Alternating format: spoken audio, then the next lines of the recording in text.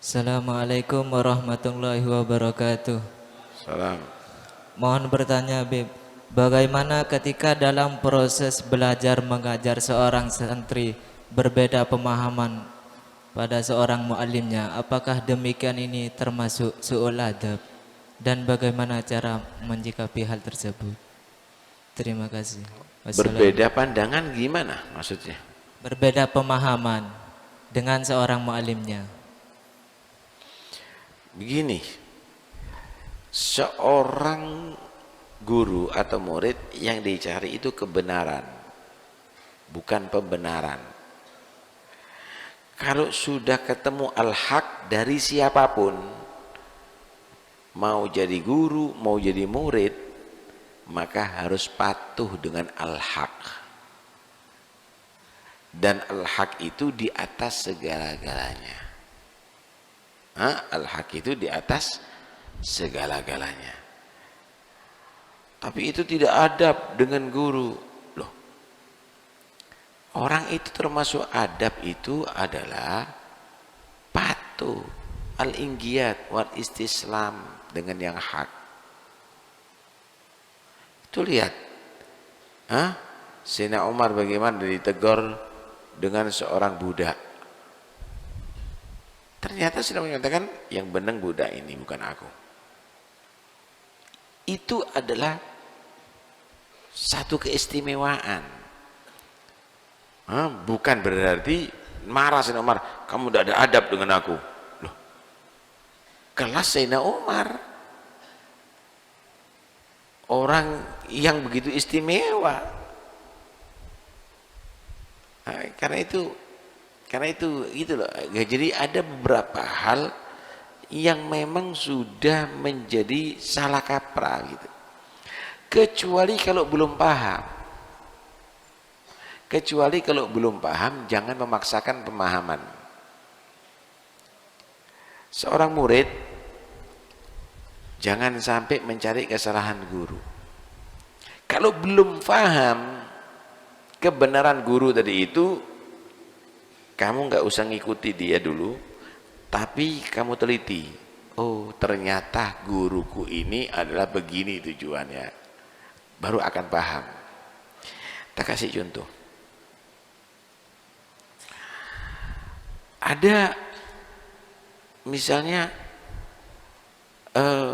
diceritakan ya di kitab Haddad itu diceritakan untuk kafaroh orang yang melanggar puasa dengan jima. Dalam pendapat Imam Malik itu takhyir antara memerdekakan budak dan antara puasa 2 bulan dan antara memberi makan 60 orang miskin. Tapi dalam mazhab kita tidak. Itu alat tertib. Nah, ini di daerah yang mereka itu adalah pengikut Imam Malik. Ketika seorang amir melanggar, tanya sama dewan ulamanya. Ketuanya menyatakan, Anda wahai amir harus puasa 2 bulan berturut-turut.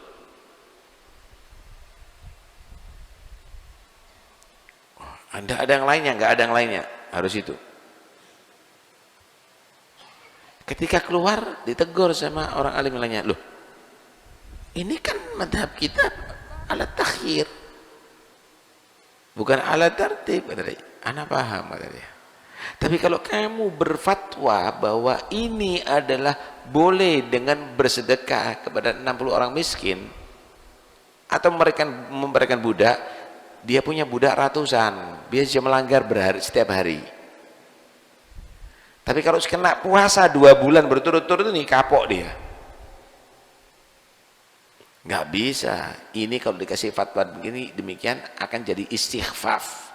Dia akan meremehkan pelanggaran agama. Paham nih ya? Nah, kadang-kadang begitu. Kenapa? Ajaran agama ini adalah mengajarkan kita untuk takwa. Takwa itu harus didasari ihtiyat dan wara. bukan istighfaf. Nah, lah kita kan kadang-kadang cari gol. Gimana caranya boleh? Ikut gol ini aja. Walaupun itu dhaif. Jangan. Akhirnya orang menjadi istighfaf, meremehkan hukum-hukum Islam dengan apa? Ya ilmu model begini nih. Nah, karena itu orang yang dipuji oleh Allah itu alladzina yastami'unal gaula fayattabi'una ahsanah, mengikuti ahsanahu. Ahsanahu ay aslamah fid din, mengikuti apa? Al-ahwat, mengikuti yang paling mu'tamad, dan seterusnya dan seterusnya. Begitu. Jadi ilmu itu untuk supaya kita semakin dekat kepada Allah, semakin berhati-hati hidup di atas dunia, bukan untuk semakin ngentengkan ajaran agama. Nah, kita harus paham ya, apa yang dimaksud sama si ustadz tadi itu. Paham ya?